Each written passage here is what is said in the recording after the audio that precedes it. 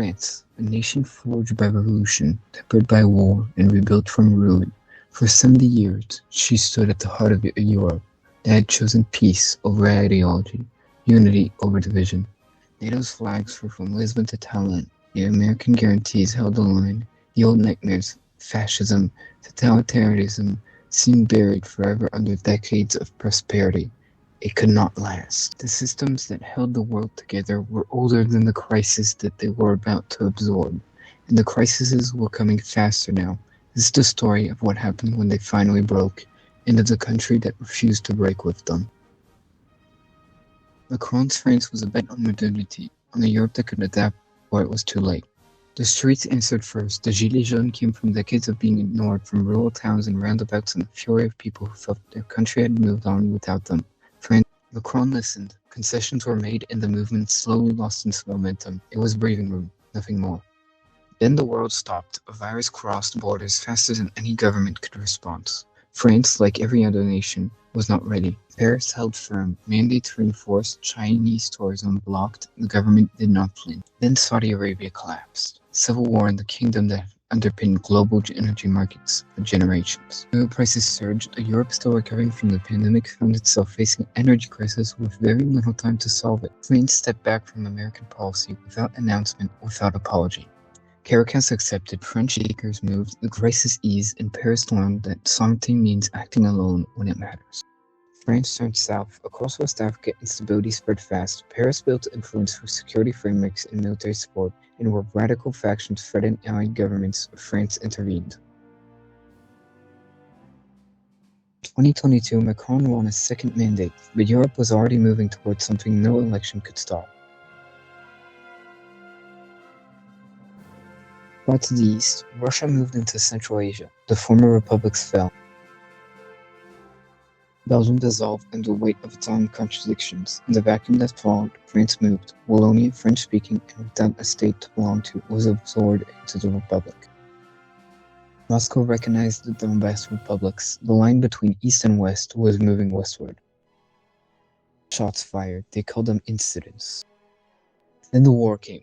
European NATO and the Minsk Treaty Organization met on the fields of Eastern Europe, and the front that had knelt in fury for decades collapsed in days.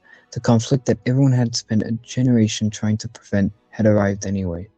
France activated the Diffuse Plan, a doctrine built exactly for this kind of moment, for a large-scale European war. Soviet army drove through the Baltic states and cut NATO's eastern formations in two. Units were surrounded, communication lines were severed, and the alliance fractured faster than anyone could contain it. Poland was encircled. Its armies fought positions the map had already declared lost.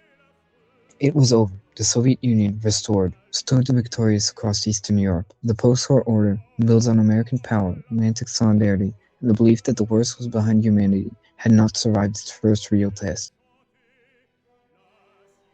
Vienna, the terms were dictated. Europe signed. The North Atlantic Treaty Organization ceased to exist. 70 years gone. Out of the wreckage, the government of national defense emerged. France would not make that mistake again. Beyond the Pyrenees, Spain and Portugal consumed themselves. Radicals marched on Rome. The government fell before they reached the gates. A final message from Macron. Tout est bien. Beneath the surface, France was fracturing. The coup came at dawn. The radios went silent.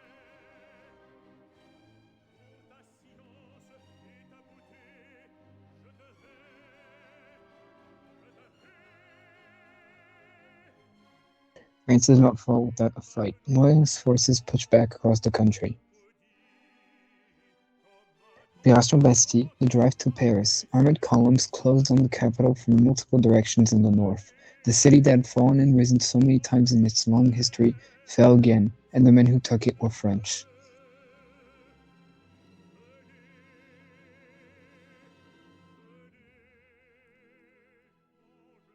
Alsace declared loyalty to the military government. The military government had established a new government, marking the end of the French Civil War and the reunification of France. Opération César, a systematic campaign to restore order across every corner of French territory. Fascist factions pushed for permanent rule. They were expelled. France would be strong, but not like that. A new currency, new syndicates, the old structures were replaced with something built for a harder world. Then General Villiers made the announcement that stopped Europe cold. Elections would be held. A military government was returning power to the people it had taken from. Across France, something that had been absent for a long time began to stir. Campaign posters appeared on the walls. Debate returned to television. The ordinary machinery of democracy began to move again. The centrist Democratic Party had won. France returned to democracy, once and for all. Nationalism channeled into Reconstruction. France prepared for what was coming.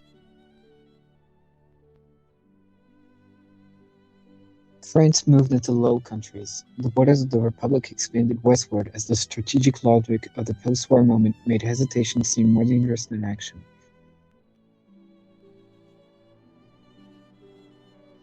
A summit in Monaco. Italy sought partnership over the Mediterranean. The terms were not acceptable, and France walked away from the table. France took what negotiations had failed to deliver. Italian-held Mediterranean territories came under French control. France integrated artificial intelligence into the machinery of the state, into the government, the administration, and the military. Failures of the First European War were studied with ruthless honesty. A new doctrine of modern warfare was written. Catalonia, restless within the ruins of post-Civil War Spain, was drawn into the French sphere. Chemical weapons, banned by every convention France had once signed, were authorized for use. French forces landed on Cyprus. In a few hours, France had total control of the island. Opération Clovis, French missiles struck Czechia and Poland before dawn. The Second European War had begun.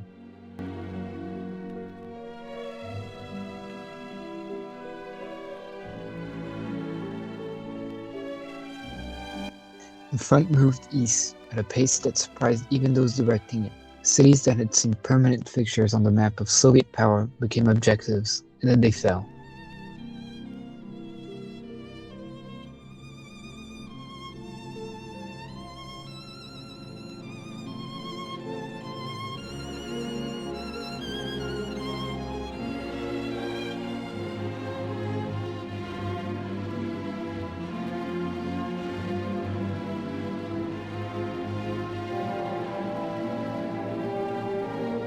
Moscow, the city that broke in Napoleon's army in the winter of 1812, the city that outlasted Hitler's siege and emerged stronger for it. French forces entered it in a war that nobody, even months earlier, had believed was winnable.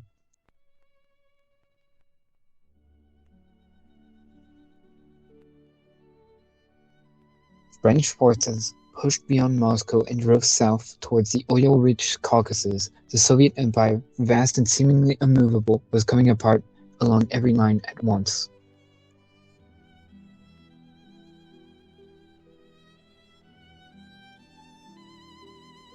The war against the USSR was won.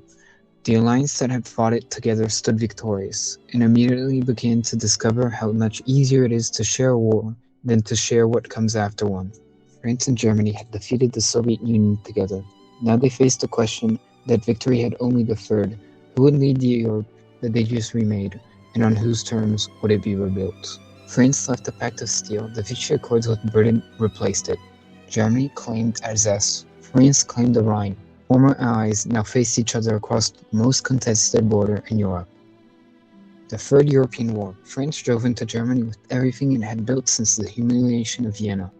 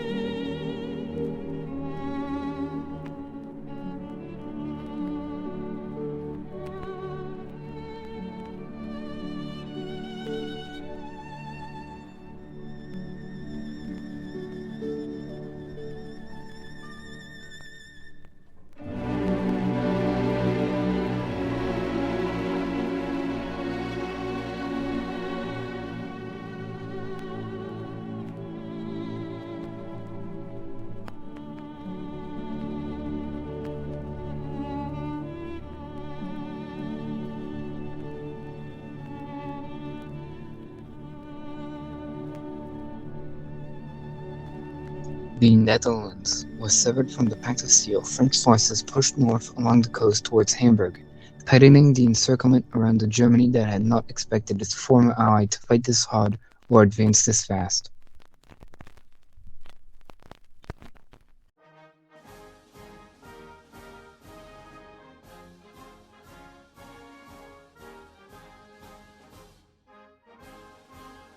Then Berlin, the German capital, the seat of power that claimed Alsace and threatened the Rhine, fell to French forces in the war that reshaped Europe for the third time in a generation.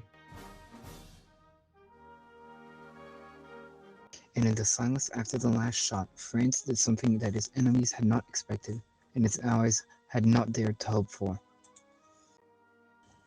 It did not install puppets. It did not demand submission or extract revenge for the indignities of Vienna. It rebuilt. Elections were called across liberated territories. New institutions took shape in cities that had spent years under the shadow of one ideology or another. Democracy returned to Europe, impractical, fragile, contested, and real.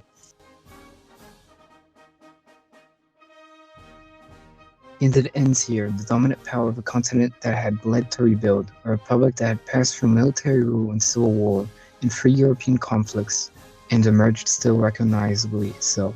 The fire rose, France did not burn.